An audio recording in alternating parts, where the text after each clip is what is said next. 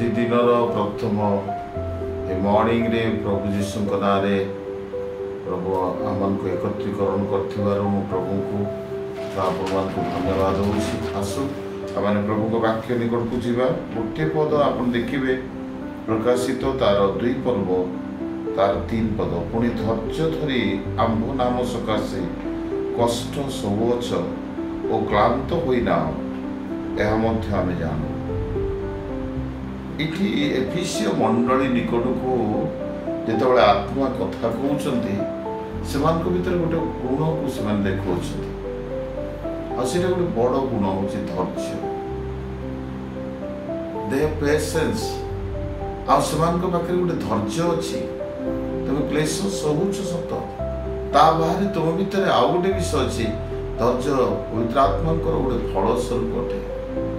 प्रिय मैंने बेले बेले आम धैर्य हराई जाओ जिते चाकरी मिले धैर्य हराई जाओ विवाह जिते डेरी हुए से धैर्य हराई जाओ जिते आमने सफलता पाई न था धैर्य हराई जाओ आमने जिते कौन प्रकार ट्रेन रे भी आम जीवार अच्छी डेरी हो धैर्य हराई जाओ। आ शैतान आम जीवन में प्रथम काम करे आम धैर्य को पूरा कंप्लीटली आम जीवन रू दूर करने आम धैर्य हराई जाओ आम भांगी पड़ू आम निराश हो जाऊ।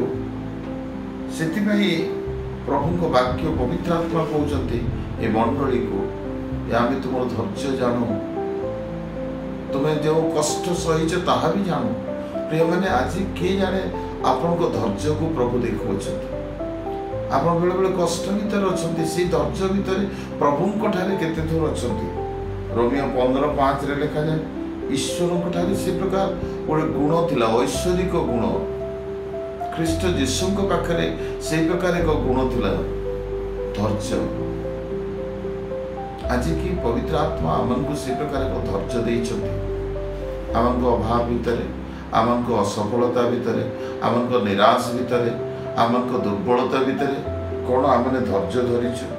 याकूब पुस्तक लिखा जाए जे माने आयुबंकर धैर्य विषय सॉरी आयुब पुस्तक 15 पर्व 5 पद लिखा जाए आयुबंक धैर्य एक आदर्श धैर्य। सर्वस्व चली गला परे सबु धन संपत्ति पुओ झील समस्त चली गला परे से प्रभु को ठारे धैर्य कौन करे प्रभु को ठारे आमको संपूर्ण भाव में और ए प्रकार शक्तियुक्त करे प्रभु को ठारे आमको भरोसा रे आउजी पड़िबारे साहाय्य करे।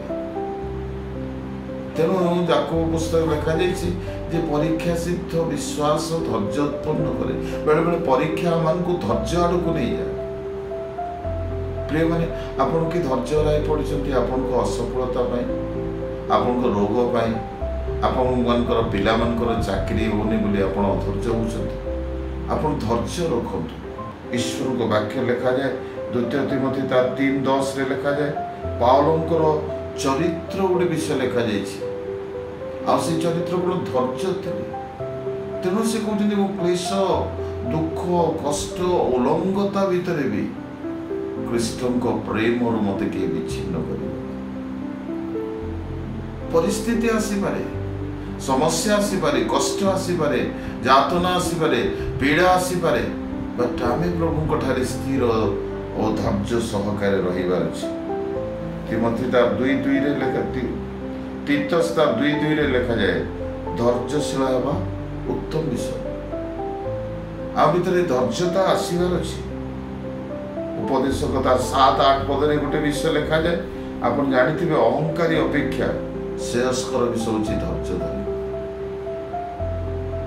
बेले बेले आमको जीवन में शैतान धैर्य हरा कर दिए आम धैर्य धरी रही पारि न था आमको बेले बेले असफलता रे आमको निराश रे ये धैर्य अधिक अधिक कार्य करे। रोमियो 12:12 लिखा जाइछि कि तुम आपण संकट काल रे धैर्य धरिकी रहिबार अछि।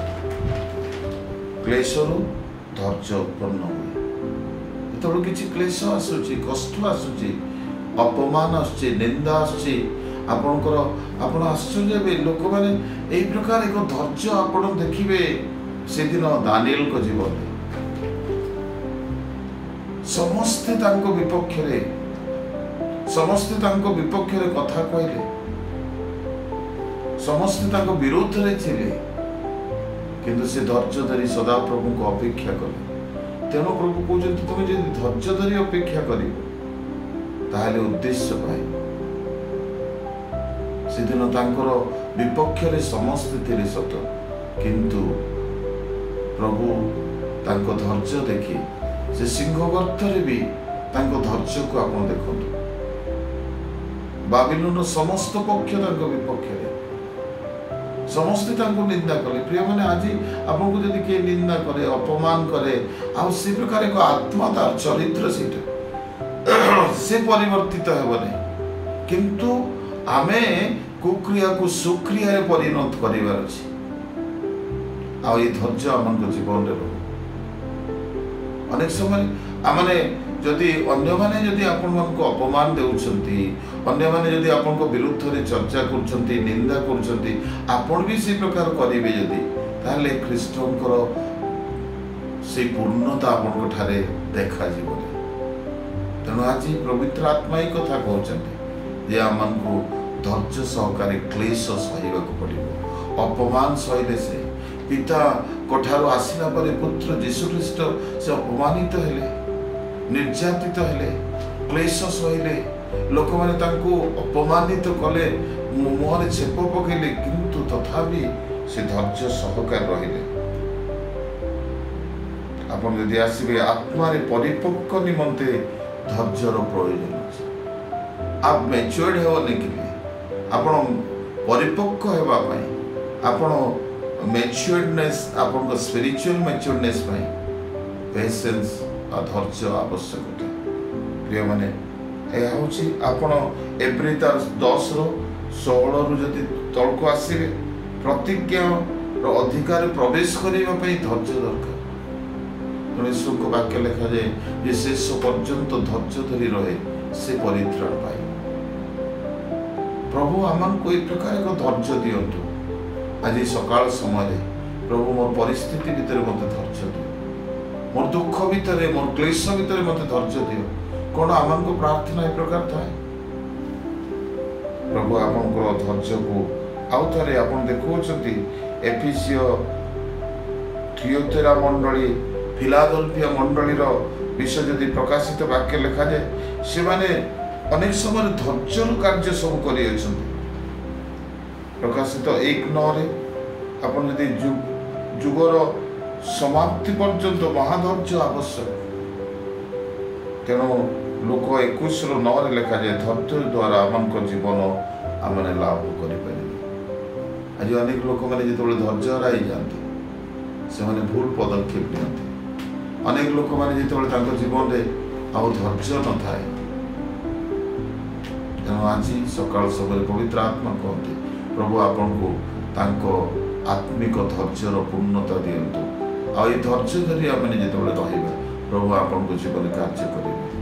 आपन को पाई प्रभु जेपरि धैर्य देबे हेई पारे आपन चाकरी आसीबारे विलंब होईछि, हेई पारे आपनकर जीवन रे फल देखिबारे विलंब होईछि, हेई पारे आपनकर जीवन रे विवाह रे विलंब होईछि। आपनकर धैर्य आपन को कोन करिवो ईश्वरकर से अनंत जीवन अंश करे। स्वर्गीय प्रभु ओ प्रार्थना करे जेमान पाखे धैर्यर उणा अच्छी प्रभु आम समस्त को से प्रकार धैर्य दियो एपरी प्रभु आम से धैर्य दिन को दिन अभिवृद्धि पारे।